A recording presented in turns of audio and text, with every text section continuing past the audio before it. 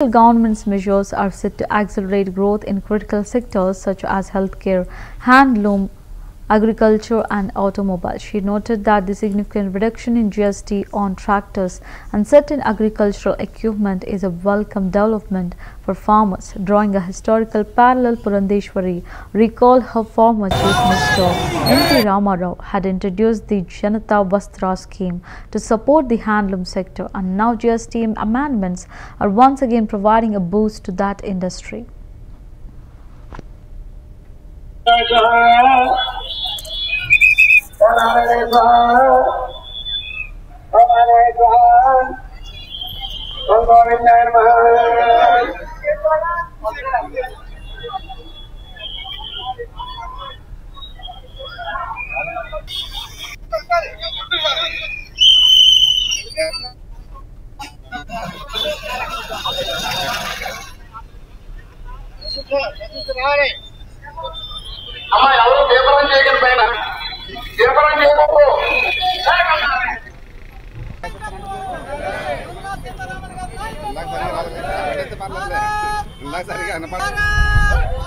దేవి శరణ నవరాత్రి యొక్క శుభాకాంక్షలు కూడా నేను తెలియజేస్తున్నాను.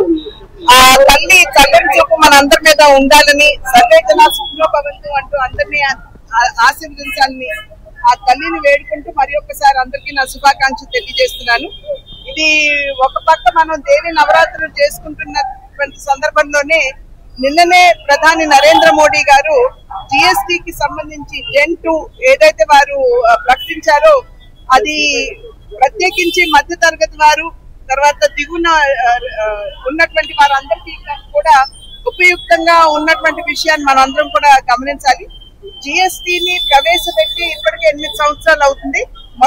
మొట్టమొదటిసారి జూలై 1వ తారీఖున 2017వ సంవత్సరంలో ప్రవేశపెట్టారు. అంతకు ముందు ఉన్నటువంటి పరిస్థితి కనుక మనం చూసినట్లయితే అప్పట్లో వ్యాట్ ఉండేది.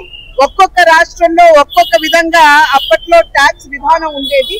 కనుక పెట్టుబడులు రావాలన్నా లేకపోతే పెట్టుబడులు పెట్టినటువంటి వారు చాలా ఇబ్బందులు ఎదుర్కొనేటువంటి పరిస్థితి మనం అప్పట్లో దేశంలో చూసాము. కనుక ఒకే దేశం ఒకే ట్యాక్స్ పద్ధతి దేశవ్యాప్తంగా ఉన్నట్లయితే సమానంగా అన్ని రాష్ట్రాల్లో కూడా పెట్టుబడులు వస్తాయి అనేటువంటి ఆలోచనతో 2017వ సంవత్సరంలో ఈ జిఎస్టిని ప్రవేశపెట్టడం జరిగింది. అన్ని ఉత్పత్తులు కూడా ప్రజల యొక్క అందుబాటులోకి తీసుకురావడం అనేది ఈ జిఎస్టి యొక్క ముఖ్య ఉద్దేశం. దేవి శరణ నవరాత్రి యొక్క శుభాకాంక్షలు కూడా నేను తెలియజేస్తున్నాను. ఆ తల్లి చల్లని చూపు మనందరి మీద ఉండాలని, సర్వేజన సుఖినో భవంతు అంటూ అందరినీ ఆశీర్వదించాలని ఆ తల్లిని వేడుకుంటూ మరి ఒక్కసారి అందరికీ నా శుభాకాంక్షలు తెలియజేస్తున్నాను.